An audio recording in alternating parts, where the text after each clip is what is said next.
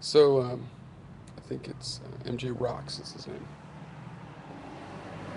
Left a comment about he doesn't like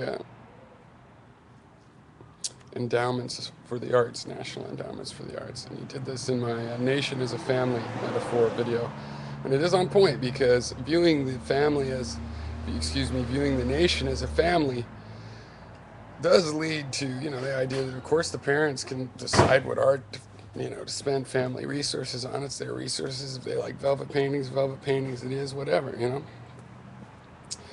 Um, but if you see the nation as a body, you still might want there to be support for the arts on a collective scale.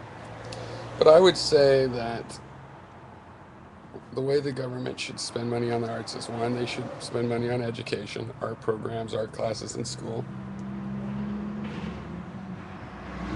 I think, two, they should set aside places that people can put their art and display their art. I don't really do that now.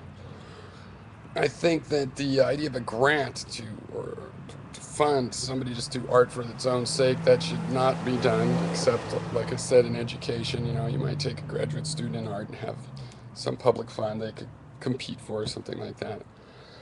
And then the only time really that government should contract an artist is when they're a just a customer. When you build the town hall in front, you might have statues and paintings inside, or for that matter, the architecture has a component of art to it.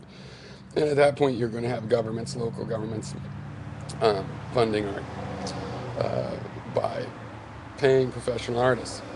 You need to have some sort of support for art at the college level, because if you're going to teach art at the school age level, you need to have an academic approach to that.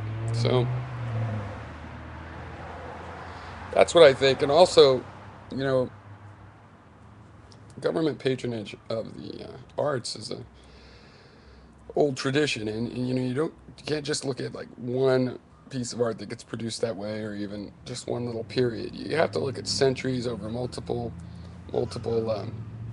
nations to really judge that empirically, right? So it is also a complicated thing beyond the right and wrong and principle of it. Of just like you know has it helped society overall to have this endowment of the arts, even though some governments just endow nothing but terrible art.